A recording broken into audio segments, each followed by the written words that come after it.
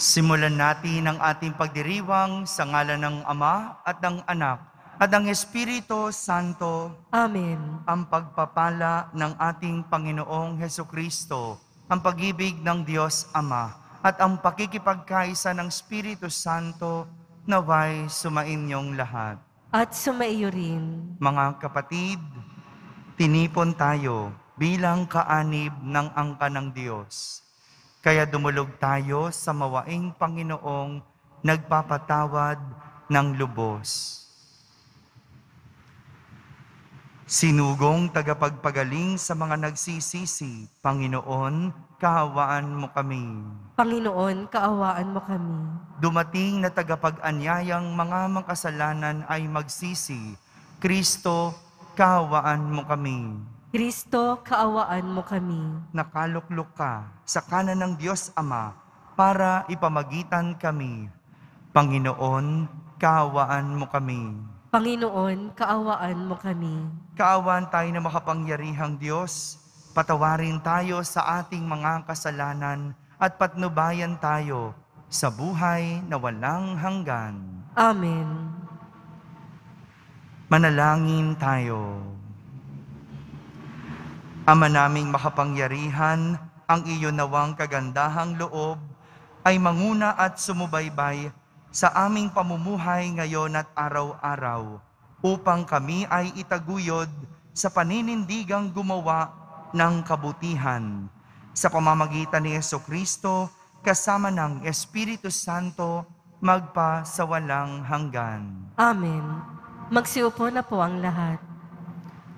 Pagbasa mula sa sulat ni Apostol San Pablo sa mga taga-Roma. Mga kapatid, ngayon nahayag na ang nagpagpapawalang sala ng Diyos sa mga tao. Ito'y hindi sa pamamagitan ng batas, bagamat ito'y pinatotohanan ng kautusan at ng mga propeta. Pinawawalang sala ng Diyos ang lahat ng nananalig kay Jesucristo sa pamamagitan ng kanilang pananalig sa Kanya, maging Hudyo at maging Hentil, sapagkat ang lahat ay nagkasala at walang sino mang karapat-dapat sa paningin ng Diyos. Gayunman, dahil sa Kanyang kagandahang loob, ay pinawalang sala sila sa pamamagitan ni Kristo Jesus na nagpalaya sa kanila. Siya ay itinakda ng Diyos na maging handog upang sa pagbububo ng Kanyang dugo ay maipatawad ang kasalanan ng tao sa pamamagitan ng pananalig sa Kanya. Ginawa ito ng Diyos upang ipakilalang siya'y matuwid, sapagkat noong una, nagtimpi siya at ipinagpaumanhin ang mga kasalanang nagawa ng mga tao.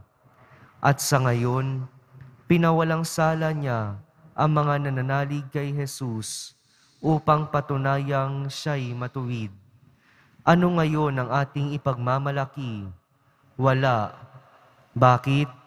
Dahil lamang ba sa hindi natin pagtupad sa kautusan? Hindi, kundi dahil sa ating pananalig kay Kristo, sapagkat maliwanag na ang tao'y pinawalang sala dahil sa pananalig kay Kristo at hindi sa pagtupad ng kautusan. Ang Diyos ba'y Diyos lamang ng mga Hudyo? Hindi ba Diyos din siya ng mga Hentil? Oo, sapagkat siya'y Diyos ng lahat, yamang iisa ang Diyos. Ang salita ng Diyos. Salamat sa Diyos. Sa piling ng poong Diyos, may pag-ibig at pagtubos.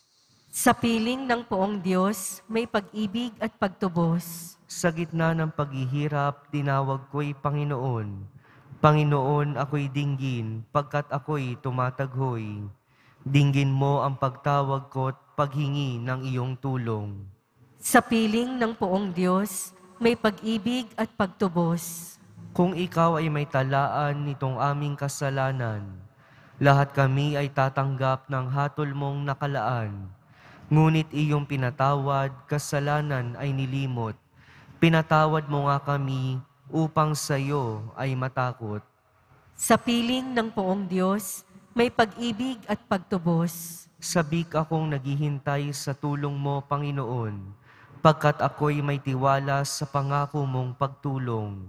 Yaring aking pananabik, Panginoon, ay higit pa sa serenong naghihintay ng pagsapit ng umaga.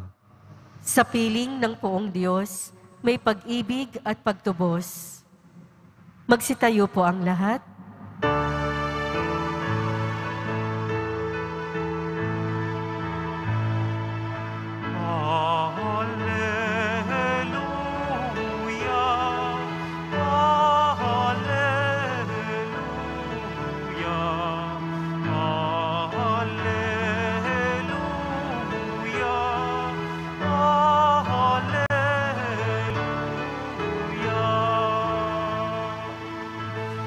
Ikaw, O Kristo, ang daan, ang katotohanan at buhay. Hari siya ng mga abang.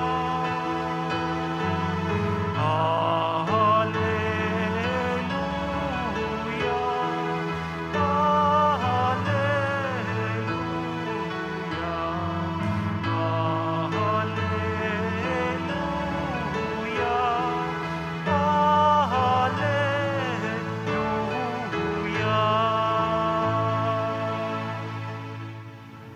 Sumainyo ang Panginoon. At sumayo rin. Ang mabuting balita ng Panginoon ayon kay San Lucas.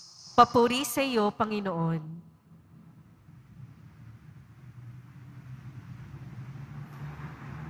Noong panahong iyon, sinabi ni Jesus, "Kawawa kayo, ipinagtatayo ninyo ang ng mga magagarang libingan, ang mga propetang pinagpapatay ng inyong mga magulang. Sa ganitong paraan, kayo na rin ang nagpapatunay na sang-ayon kayo sa mga ginawa ng inyong mga magulang, sapagkat sila ang pumatay sa mga propeta, at kayo naman ang nagtatayo ng libingang puntod ng mga yaon. Dahil dito'y sinabi rin ng karunungan ng Diyos, magsusugo ako sa kanila ng mga propeta at ng mga apostol. Ang iba'y papatayin nila at uusigin ang iba. Sa gayoy, lalagpak sa lahing ito ang parusa dahil sa pagpatay sa mga propeta, buhat ng itatag ang sanlibutan. Magmula kay Abel hanggang kay Zacarias na pinatay sa pagitan ng dambanang sunugan ng mga handog at ng gusali ng templo. Sinasabi ko sa inyo, lalagpak sa lahing ito ang parusa dahil sa kanilang ginawa. Kawawa kayo, mga dalubhasa sa kautusan, sapagkat inalis ninyo ang susi ng karunungan. Ayaw na ninyong magsipasok, hinadlangan pa ninyo ang mga nagnanais pumasok. At umalis si Jesus sa bahay na iyon. Mula noon, tinuligsa na siya ng mga eskriba at ng mga pariseyo at pinagtatanong tungkol sa maraming bagay upang masilo siya sa kanyang pananalita. Mga kapatid, ang mabuting balita ng Panginoon. Pinupuri ka namin, Panginoong Hesukristo. Magsiupo na po ang lahat. Isang magandang araw po sa inyong lahat.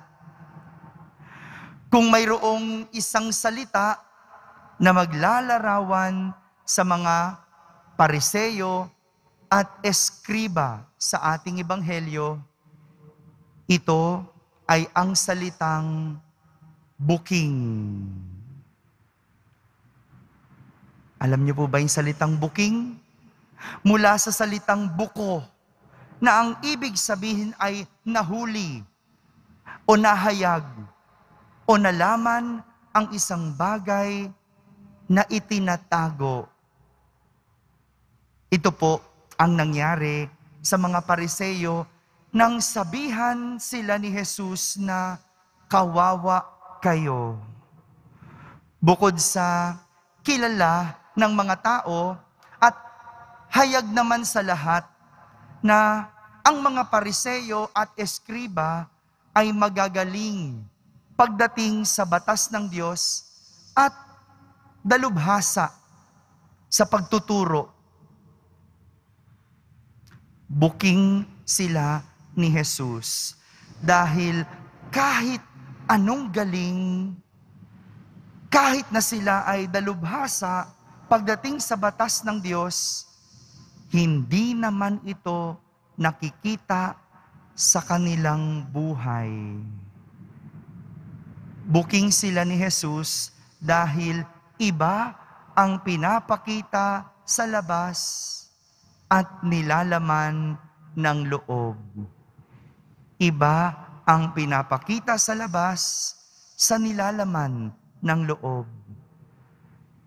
Kawawa dahil puro panlabas lang ang kanilang galing at hindi panloob. Kumbaga, palabas lang ang lahat at hindi totoo dahil hindi galing sa loob. Wala naman po sanang masama kahit na sila ay nabuking ni Jesus o nabuko ni Jesus dahil pinangangaralan at itinatama sila ni Jesus. Kaya lang, sa halip na pakinggan ang pangaral at itama ang mga maling ginagawa, hindi na nga nagpasalamat kay Jesus, kinalaban at tinuligsa pa si Jesus. Ito yung nakakalungkot na madalas nangyayari. Ito minsan ang problema sa mga taong nabubuking o nabubuko. Sa halip na aminin ang mali, akuin ang mali, magpakumbaba o humingi ng paumanhin, sa halip na pakinggan ang mga pangaral at baguhin, ang iba galit pa o kaya naghihiganti. Hindi ba ganitong nangyayari sa ating lipunan ngayon? Kahit sa ating pamahalaan, ang mga nabubuking sa halip na itama, sila pa ang galit. Tingnan nyo, ang napapanood natin sa balita, yung mga nabuko sa kanilang mga pangungurakot o sa mga ginagawa, sila pa ang numero unong galit.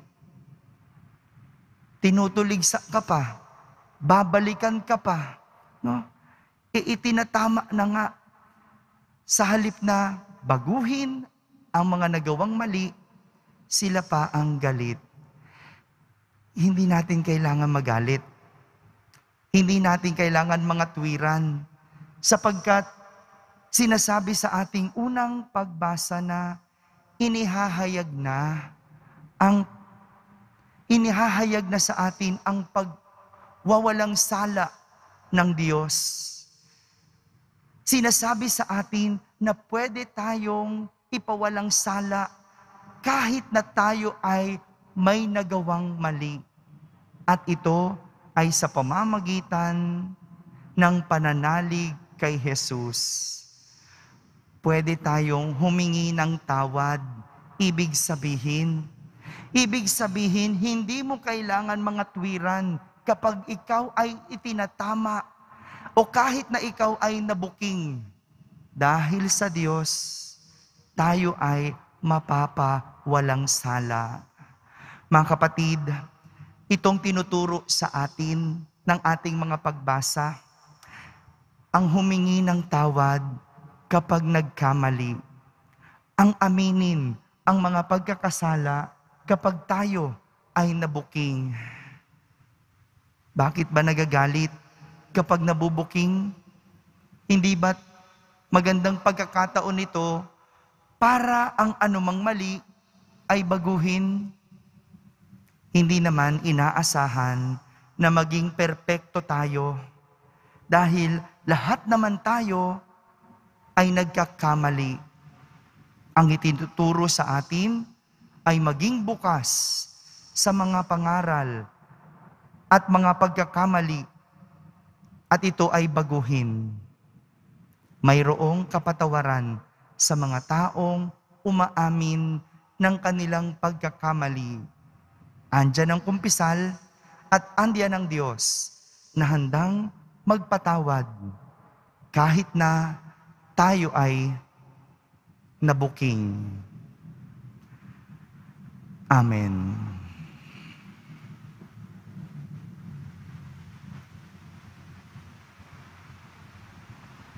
Magsitayo po ang lahat.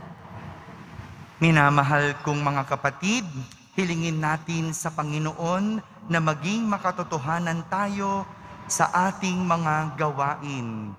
Ating sambitin sa bawat panalangin, Panginoon, gawin mong totoo ang aming puso sa iyo. Panginoon, gawin mong totoo ang aming puso sa iyo.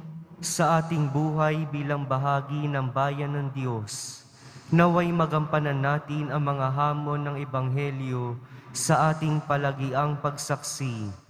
Manalangin tayo. Panginoon, gawin mong totoo ang aming puso sa iyo. Atin nawang maiwasang gawin ang mga bagay na nakikiayon o pagpapakitan tao lamang. Manalangin tayo. Panginoon, gawin mong totoo ang aming puso sa iyo. Yaong mga pinanghihinaan ng loob dahil sa ating hindi naging magandang ugali at pakikitungo, naway manumbalik sa pagsisimba sa pamamagitan ng ating pagbabalik loob at pagbabagong buhay. Manalangin tayo. Panginoon, gawin mong totoo ang aming puso sa iyo. Ang mga may sakit, naway makita ang mapagpagaling na kamay ng Diyos sa dinaranas nilang mga pagsubok at paghihirap. Manalangin tayo. Panginoon, gawin mong totoo ang aming puso sa iyo. Ang mga yumaon na sa buhay na ito, naway tanggapin sa walang hanggang kaluwalhatian. Manalangin tayo. Panginoon, gawin mong totoo ang aming puso sa iyo. Sa katahimikan, ating ilapit sa Diyos ang ating mga pansariling kahilingan.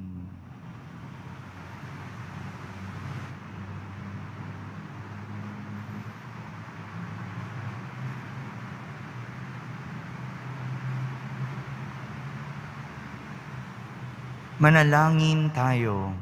Panginoon, gawin mong totoo ang aming puso sa iyo. Ama, tulungan mo kaming sumamba sa iyo ng may totoong puso upang makalapit kami sa iyo sa espiritu at katotohanan. Hinihiling namin ito sa pamamagitan ni Kristo na aming Panginoon. Amen. Magsiupo na po ang lahat.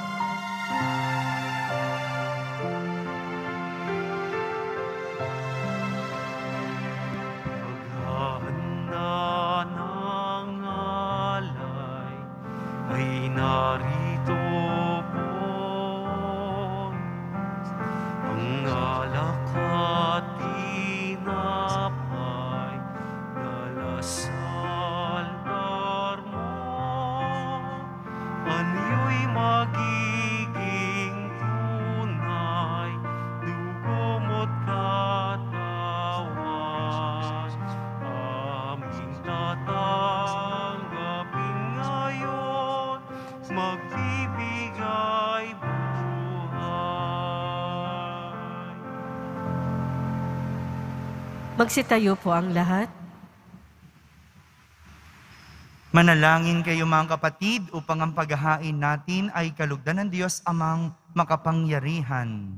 Tanggapin nawa ng Panginoon itong paghahain sa iyong mga kamay, sa kapurihan niya at karangalan, sa ating kapakinabangan at sa buong sambayanan niyang banal. Ama naming lumikha, tanggapin mo ang aming mga panalangin na sumasaliw sa aming paghahain upang sa ginaganap naming pagdiriwang kami makatawid sa kaluwalhatian. Sa pamamagitan ni Jesucristo kasama ng Espiritu Santo, magpa sa walang hanggan. Amen. Sumainyo ang Panginoon. At sumainyo rin. Itaas sa Diyos ang inyong puso at diwa. Itinaas na namin sa Panginoon. Pasalamatan natin ang Panginoong ating Diyos. Marapat na siya ay pasalamatan. Ama naming makapangyarihan, tunay ngang marapat na ikaw ay aming pasalamatan. Sa iyong paglingap at kagandahang loob, ang tao'y nilikha mo at pinangasiwa sa sansinukob. Sa hangad mong siya'y iwastong lubos, siya'y pinagdusa mo sa kanyang pagtalikod. Sa iyong paggiliw, iyong ipinahintulot na makabalik siya sa pamamagitan ni Kristo Jesus. Kaya kaysa ng mga anghel na nagsisiawit ng papuri sa iyo ng walang humpay sa kalangitan, kami nagbubunyi sa iyong kadakilaan. Santo, Santo, Santo, Panginoong Diyos ng mga hukbo, napupuno ang langit at lupa ng kadakilaan mo, o sana sa kaitaasan. Pinagpala ang naparirito sa ngalan ng Panginoon, o sana sa kaitaasan. Magsiluhod po ang lahat. Ama naming banal, ikaw ang bukal ng tanang kabanalan. Kaya't sa pamagitan ng iyong Espiritu, ay gawin mong banal ang mga kaloob na ito, upang para sa amin ay maging katawan at dugo ng aming Panginoong Hesukristo. Bago niya pinagtiis ang kusang loob na maging handog, hinawakan niyang tinapay, pinasalamatan kanya, pinaghati-hati niya iyon, iniabot sa kanyang mga alagad at sinabi, "Tanggapin ninyong lahat ito at kanin, ito ang aking katawan na inihahandog para sa inyo."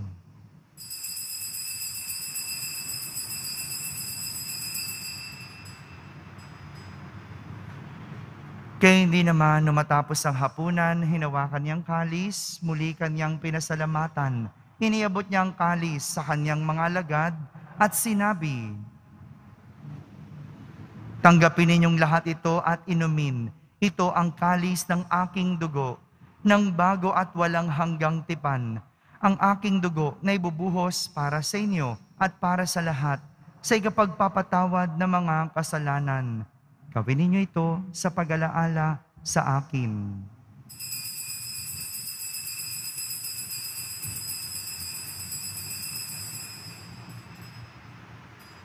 Magsitayo po ang lahat. Ipagbunyi natin ang misteryo ng pananampalataya. Si Kristo'y namatay, si Kristo'y nabuhay, si Kristo'y babalik sa wakas ng panahon. Ama, ginagawa namin ngayon ang pag-alaala sa pagkamatay at muling pagkabuhay ng iyong anak. Kaya't inaalay namin sa iyo ang tinapay na nagbibigay buhay at ang kalis na nagkakaloob ng kaligtasan. Kami nagpapasalamat dahil kami iyong minarapat na tumayo sa harap mo para maglingkod sa iyo. Isinasamo namin kaming magsasalo-salo sa katawan at dugo ni Kristo ay mabuklod sa pagkakaisa sa pamamagitan ng Espiritu Santo. Ama, lingapin mo ang iyong simbahang laganap sa buong daigdig. Puspusin mo kami sa pag-ibig kaysa ni Francisco na aming Papa at ni Jose na aming Obispo at ng Tanang Kaparian. Alalahanin mo rin ang mga kapatid naming nahimlay na may pag-asang sila'y muling mabubuhay. Gayun din ang lahat ng mga pumanaw. Hawaan mo sila at patuloyin sa iyong kaliwanagan. Hawaan mo at pagintapating kaming lahat na makasalo sa iyong buhay na walang wakas. Kaysa ng mahal na Birhen Maria na Ina ng Diyos, ng kabiyak ng puso niyang si San Jose. Kaysa ng mga apostol at ng lahat ng mga banal na namuhay dito sa daigdig ng kalugod-lugod sa iyo, may pagdiwang nawa namin ang papupuri sa ikararangal mo sa pamamagitan ng iyong anak na aming Panginoong Hesukristo.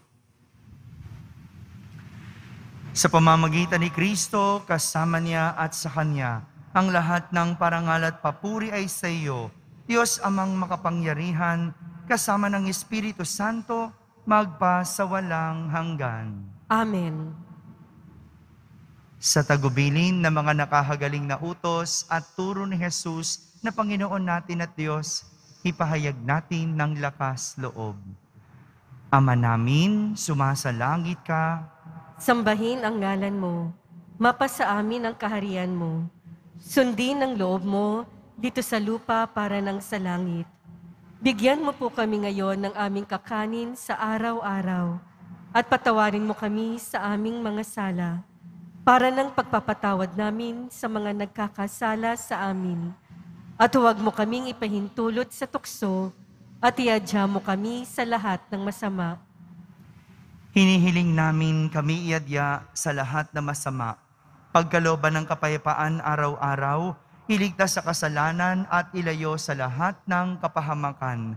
Samantalang aming pinananabikan ang dakilang araw ng pagpapahayag ng tagapagligtas naming si Heso Kristo. Sapagkat iyo ang kaharian at ang kapangyarihan at ang kapurihan magpakailanman. Amen. Panginoong Heso Kristo, sinabi mo sa iyong mga apostol, kapayapaan ang iniiwan ko sa inyo, ang aking kapayapaan ang ibinibigay ko sa inyo. Tunghayan mo ang aming pananampalataya at huwag ang aming pagkakasala.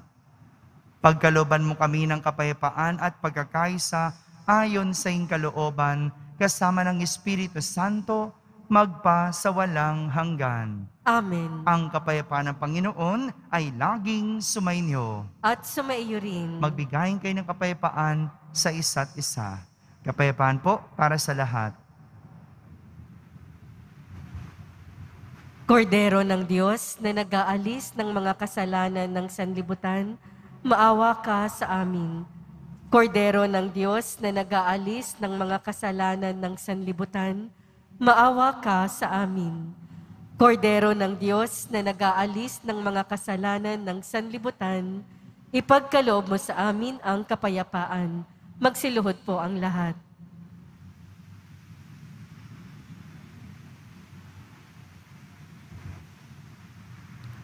Ito ang kordero ng Diyos. Itong nag-aalis sa mga kasalanan ng sanlibutan. Mapalad ang mga inaaniyahan sa kaniyang piging. Panginoon, hindi ako karapat-dapat na magpatuloy sa iyo. Ngunit sa isang salita mo lamang ay gagaling na ako. Ang katawan ni Kristo, Amen.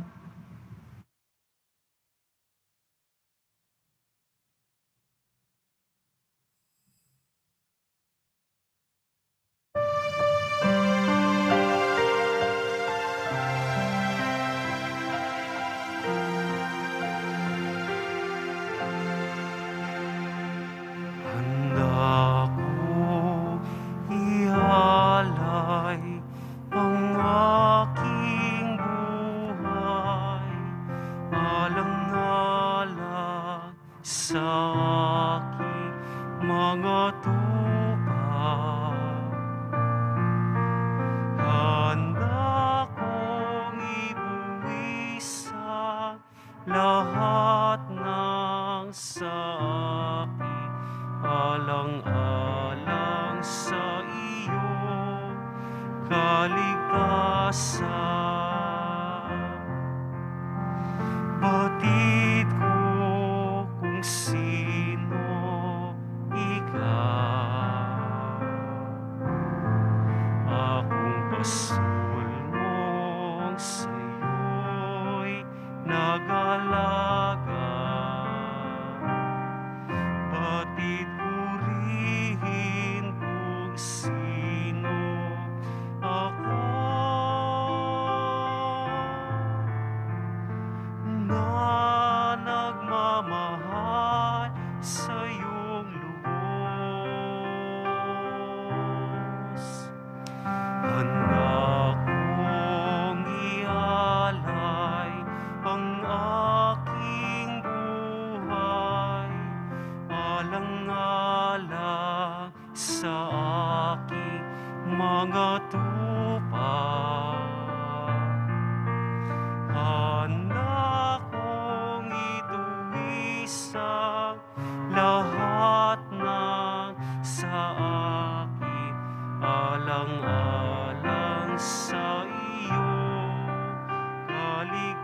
kaligtasan. Kahit na mawalay sa aking piling, ikaw ay aking hahanapin. At kapag ika'y matagpuan, pauwi sa balikat ko'y ipapasang. Handa kong ialay ang aking buhay, alang-alang sa aking mga tupang. Handa kong ibuwis ang lahat ng sa akin, alang-alang sa iyong kaligtasan. Magsitayo po ang lahat. Manalangin tayo. Ama naming mapagmahal, ngayong kami ay iyong pinapakinabang sa katawat dugong banal. Iniluluhog namin sa dakila mong kabutihan sa tanan na kami ay gawin mong kasalo sa iyong buhay. Sa pamamagitan ni Jesucristo kasama ng Espiritu Santo, magpa sa walang hanggan. Amen. Nalangin kay San Roque, ating ipagdasal ang lahat ng mga may sakit at nahihirapan ngayong pandemic. Pagdasal po natin ang buong mundo, ang ating bansa at higit sa lahat ang ating pamahalaan. O pinagpalang San Roque, pintakasi ng mga may karamdaman, lingapin mo po ang aming mga kapatid na nasa banig ng karamdaman. Ang iyong pamamagitan ay sadyang makapangyarihan, na nung ika'y narito pa sa daigdig, marami ang gumaling dahil sa pag-antanda mo sa kanila ng kamahal-mahalang krus. Ngayong ika'y niluluwalhati na dyan sa langit, nananalig kaming ang iyong pamamagitan ay lubhang magaling. Ialay mo po sa Panginoong Diyos, yaring aming mga hinaing at sa tulong po ninyo ay makamit ang kagalingan ng aming kaluluwa at katawan. Makundangan sa mga hirap at sakit ng Panginoong Hesukristo at iyo pong mga panalangin. Amen. Senyor San Roque, ipanalangin mo po kami upang kami maiadya sa salot ng COVID-19 at sa mga karamdaman ng katawan at kaluluwa. Senyor San Roque, ipanalangin mo po kami upang kami maiadya sa salot ng COVID-19 at sa mga karamdaman ng katawan at kaluluwa. Senyor San Roque, ipanalangin mo po kami upang kami maiadya sa salot ng COVID-19 at sa mga karamdaman ng katawan at kaluluwa. Sumainyo ang Panginoon. At sumainyo rin. Pagbabasbas ng Poong Jesus Nazareno. Mahal na Poong Jesus Nazareno, inihayag mo sa pamamagitan ng krus ang walang maliw na pag-ibig ng Diyos sa sangkatauhan. Pakinggan mo ang kahilingan ng iyong angka na nagsusumamo sa iyo. Makamtanawan nila ang inyong katugunan at tanggapin ang kasagutan na may utang na loob na tinatanaw. Basbasan din po ninyo ang lahat na may karamdaman at nahihirapan. Sa pamamagitan ng bendisyon na ito, naway maalala nila ang mga pangako nila noon sa binyag na ikaw ang kanilang iibigin at paglilingkuran bilang Panginoon magpa sa walang hanggan. Amen. At pagpalain kayo ng makapangyarihang Diyos, Ama, Anak, at Espiritu Santo. Amen. Tapos na po ang ating pagdiriwang humayking taglay ang pag-ibig at kapayapaan ng Poong Jesus Nazareno. Salamat sa Diyos.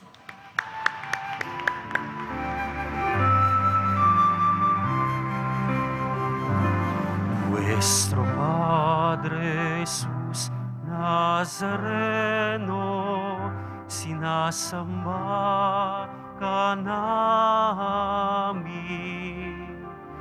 pinipintuho ka namin,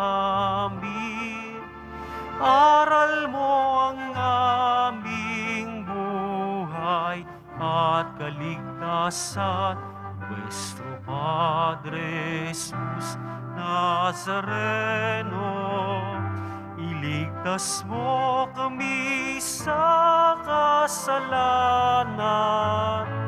Ang krus mong kinamatayan ay sagisag ng aming kaligtasan. Nuestro Padre Jesus Nazareno, dinarangan ka namin. Nuestro Padre Jesus Nazareno, niluluwalhati ka namin. Nuestro Padre Jesus Nazareno, dinarangal ka namin. Nuestro Padre Jesus Nazareno, niluluwalhati ka namin.